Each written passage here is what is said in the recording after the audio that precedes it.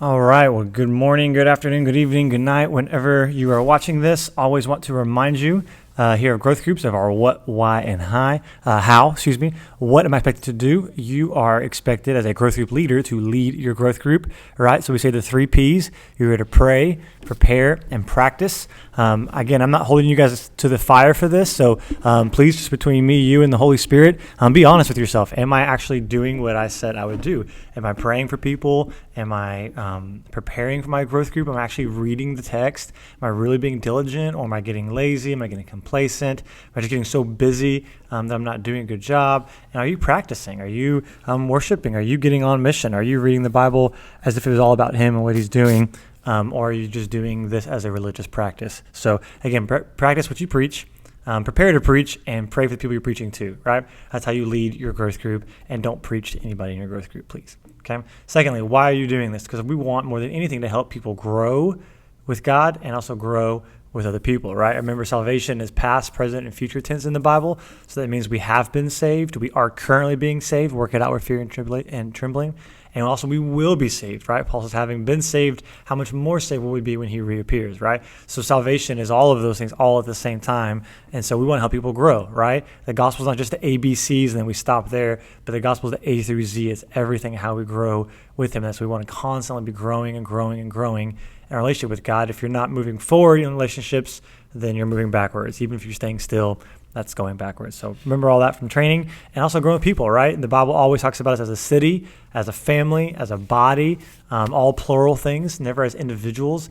The Bible even says that our community, right, will show and display His glory.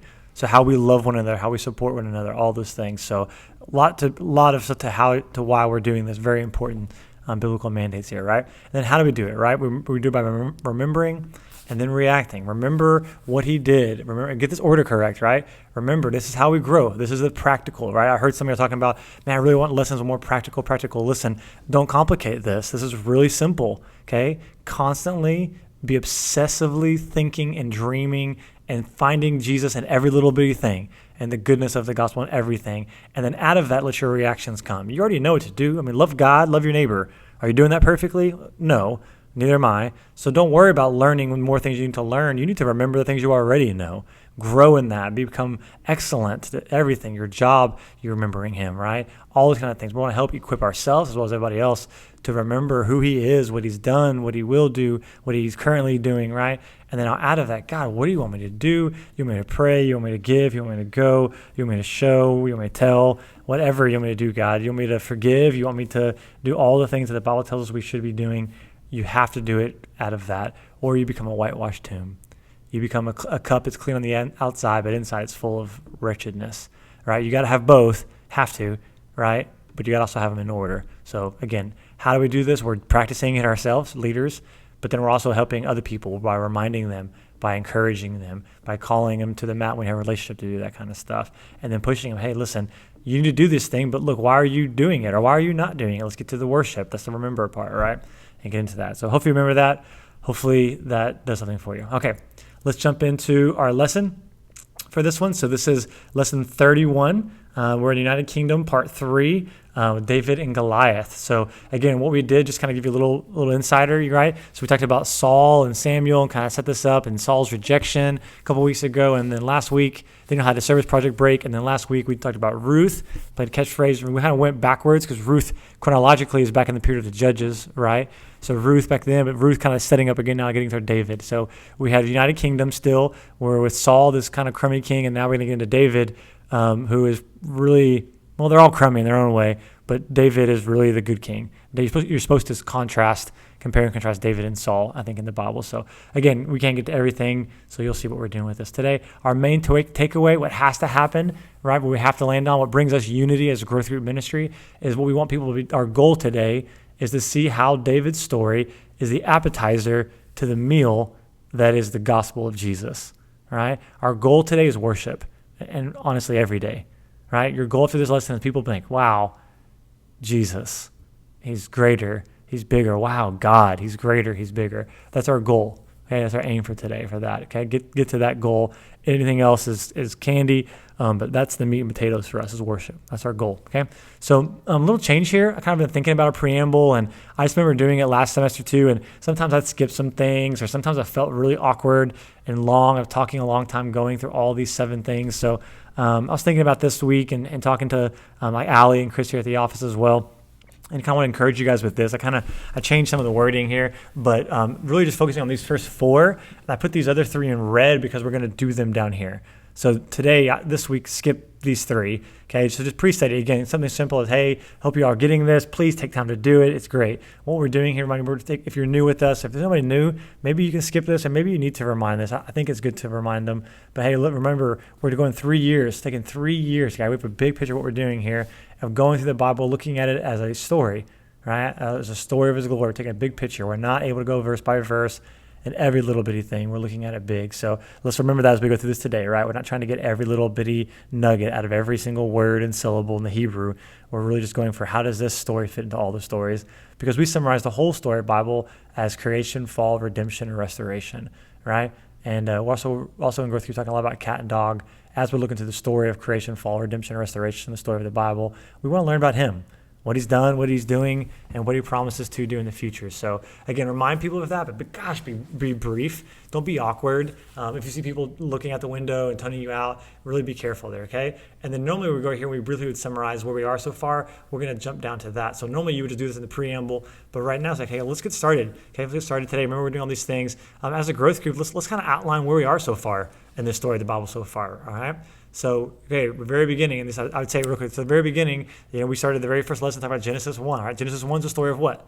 The creation. Yeah, good job, okay? All right, and then we went to Genesis 3, we went to Genesis 4 and 5, and then it was Genesis 6 through 9, then we went to Genesis 10, Genesis 11, then Abraham, then Isaac, then Jacob, then Joseph, then Moses, and you can do all that. Use the timeline. I would use the timeline for you. It's on CCB. It's going to show you guys right on here. So here is, CCB. I just obviously replaced the pre-study on there.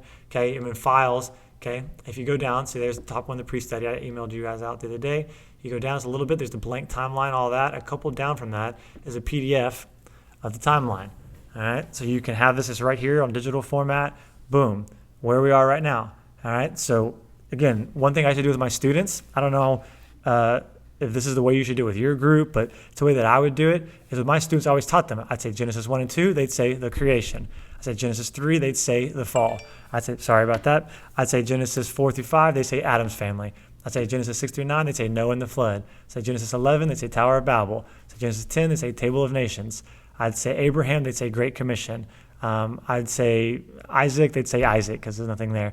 I'd say Jacob, they'd say Israel. I'd say Joseph, they'd say Egypt. I'd say Exodus, they'd say Moses. I'd say Law, they'd say Nation. I'd say Joshua, they'd say Judges. I'd say Samuel, they say King, or anti-holy nation. And I'd say United, and they would say Kingdom. And that's where we are right now, right? So you can do it that way, like, hey, kind of like, let's do like a old Hebraic chant type of deal. Like, let's go through this and remember, okay? You can do it that quickly and kind of teach them that and do that every time we do this. Or you can say, hey, so we started off, so we talked about Genesis 1 2, creation. Then we went to Genesis 3, talking about the fall and how the 4 broken relationships, say those really quickly. And then Genesis 4 through 5, talk about Adam's family and how the consequences of the fall used to do that in one family. Then 6 through 9 with Noah and the flood, it began to hit everybody. Tower of Babel hit everybody again. And then there's just bad, right? And Table of Nations, we saw there's 70 nations spread out all over. This fall is epidemic. It's global. It's bad. It's really bad. But then, that's the introduction of the Bible. Then the story takes over. We have Abraham, and God gives him the Great Commission. That through him, all of these families and the Table of Nations are going to be blessed and solved. So we see that Abraham, there's a descendant line, right? And he goes to Isaac, and then Isaac goes to his son Jacob, and Jacob's later renamed Israel, right? Jacob has 12 sons and Joseph, and one of them is Joseph, and Joseph went to Egypt, and he delivered the whole world and saved. And we see a microcosm of what Abraham happened there. And then after 400 years, right, the book of Exodus took place where Moses comes in and he saves the people of Israel from slavery and terrible, terrible life. And they go to the desert and they get the law and they become a nation. God says, you're to be a holy nation and a kingdom of priests, and go forward like that. And then they go forward with Joshua. They take the land over. This is great, triumphant thing. They're going to do awesome. They're going to do great. But then the book of Judges shows that the further generation sucked.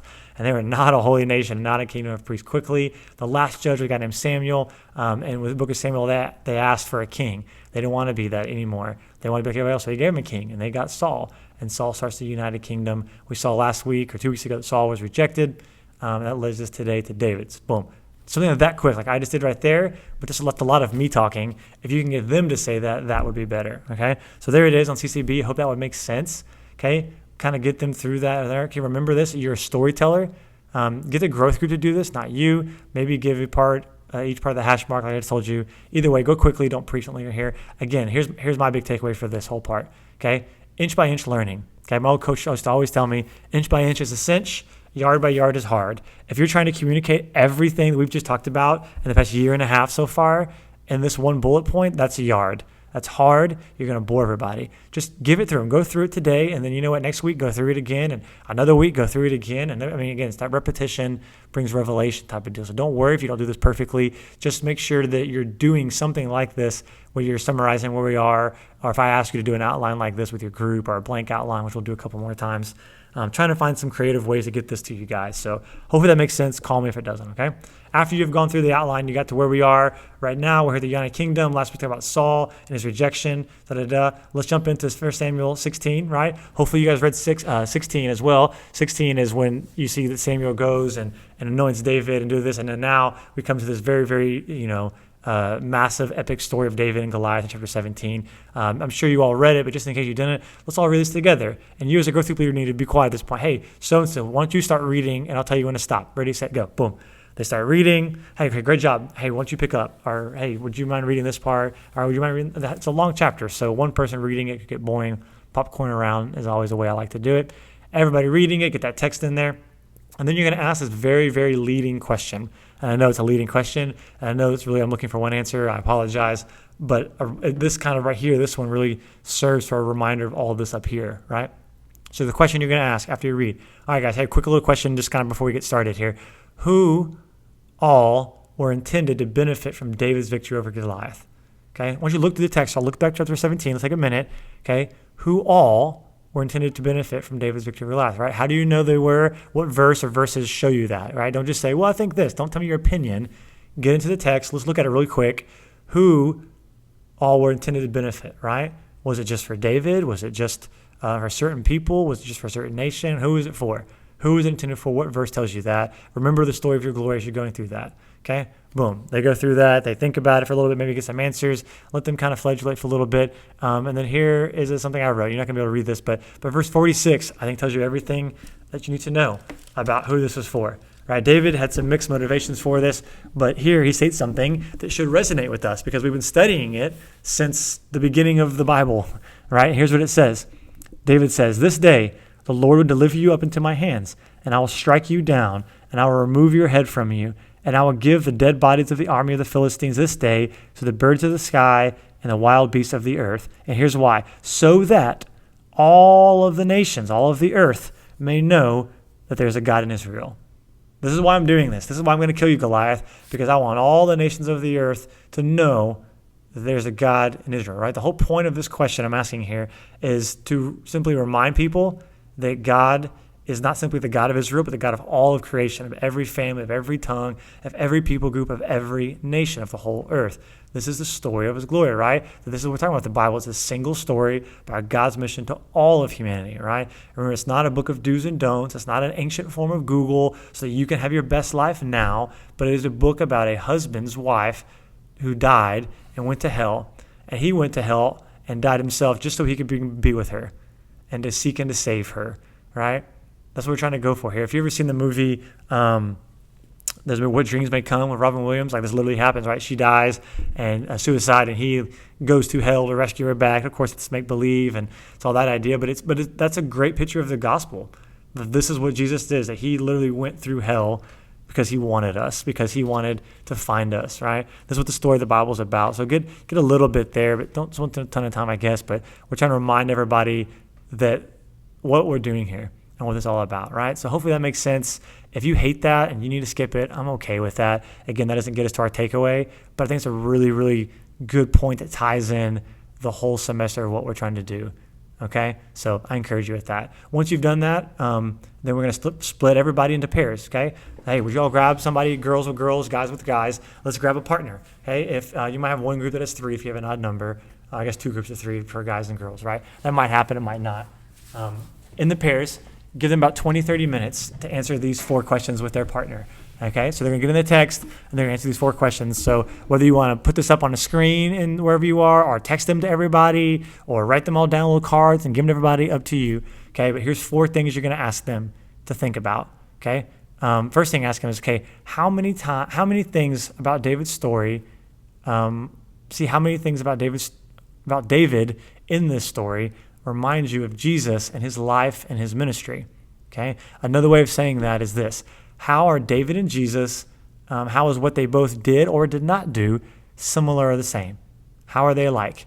How does David kind of point you and lead you to who Jesus is, all right? So this is going to be a really hard question for some people, a really easy question. But in theological terms, this is called reading the text Christocentrically, right? As if all the Bible is leading us to Jesus. Jesus himself read the Bible Christocentrically. So if you don't agree with this, then I challenge you to go read Luke 24, when on the walk to Emmaus. And after the walk to Emmaus, he says, beginning with Moses and the law and all of the prophets, he went back and explained where he was.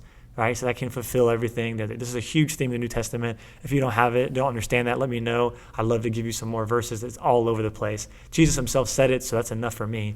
But yeah, everything the Bible should lead us back to Jesus and the gospel. So how does David do that? So here's a hint. Here's some things and some verses. I'll give you guys what I saw in 25 and 26. I think it's kind of a cool one. It may not be obvious. 25 and 26 is when they're explaining to David what the prize is, right? The motivation, right? And they tell him in verse 25, whoever goes and kills this Goliath guy, Saul has promised to give his daughter to in great riches, right? And then he also, in verse 26, he gets mad and so he says, who is this uncircumcised Philistine that he taunts the armies of the living God, right? So in there, you see 2 motivations for David doing this at the beginning, right? One is his desire for Saul's daughter, his love for her. Second is his zeal for the Lord. Right? You see this really easily in this text. That's a motivation. Ooh, what? I get a thing? How does that remind us of Jesus? Jesus looks at us like Saul's daughter. There's a love. Why does Jesus go out and kill and conquer and fight the giants and of sin and death and Satan and evil? Why? Because he wants more than anything to be with his bride. He's the bridegroom. He calls himself the bridegroom quite often. In Jesus' readings, if you read that as well, and you even see that zeal for God. Why does God do? Because he says, God, this very person you've brought me to this hour, glorify your name. The zeal for your name is what caused Jesus to go to the cross as well. So both of those 2 things remind me and point me and lead me to Jesus, right? Again, not a huge takeaway there, but just something trying to find. There's a lot in these different little things. If you need help finding some of them or you're just curious more, give me a call or post on CCB. I'll try to hook you up. But struggle with it a little bit. Look through it and see what you can find, okay? And same thing with the people. And then tell them, go spend some time on that, but don't spend all the time, okay? And then this is what we talked about in the pre-study. If you look at the story of David and Goliath as an individual story set apart from any other story in the Bible, what is this story's main message and main teaching, right? The main message and the main teaching of this at this point is simply, hey, listen, have the courage like David to stand up and face the giants in your life, right?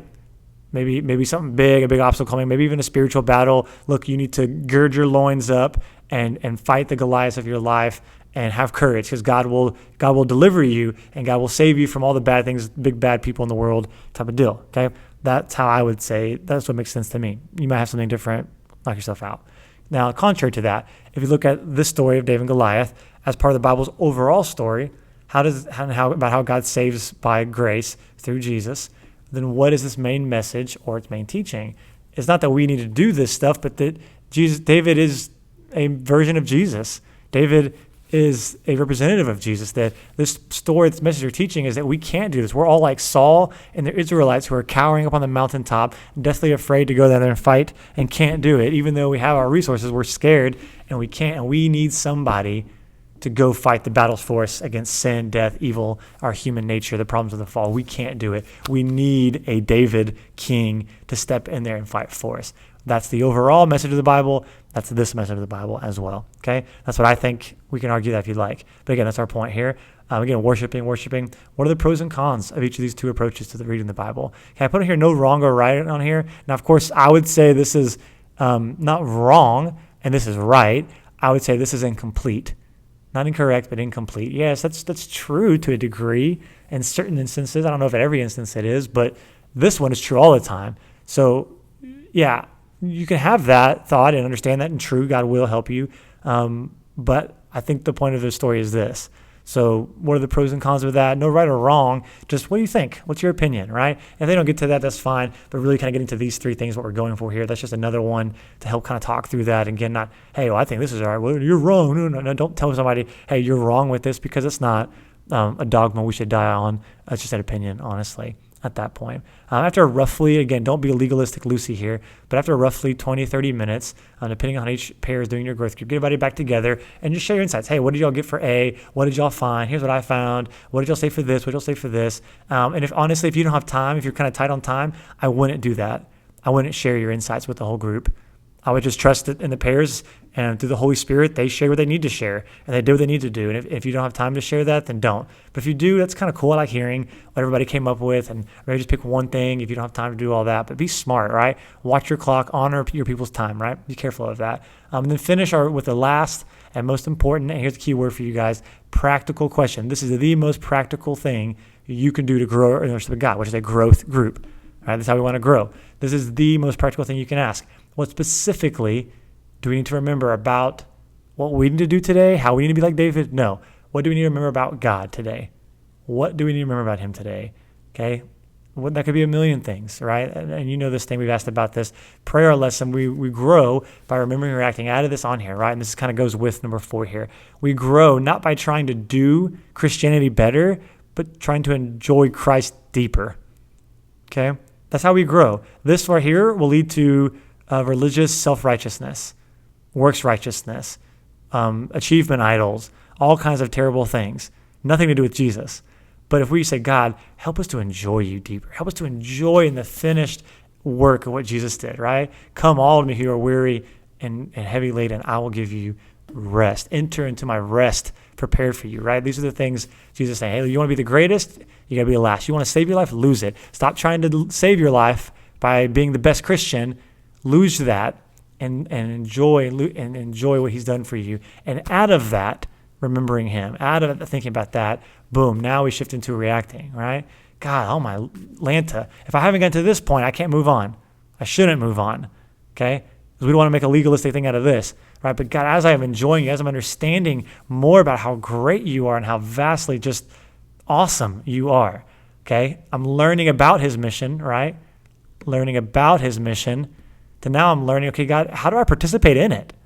How do I jump into this mission? How do I do that? Okay, let's spend some time. Let's think of people who are hurting and need the power of God. God, like on the spot right now, help me. How do I learn to participate? How do you want me to join? What do I need to do? Should I pray? Should I invite? Should I tell them about you? Should I show them who you are? What do I need to do? Okay, think simple. One simple step here. Okay, if you're nervous, just start praying for somebody for the week. Or, just pick one day or pick 1 minute for one day and begin to pray. Or invite them to Alpha or to church or to quitter class, or invite them out for coffee and just tell them about it. Or invite them over for dinner with you and your family, right? Find some way. If you're a boss, show them how that you can give your life up for your employees. If you're your boss, show how you can serve your boss even though they suck sometimes, right? How do you do that?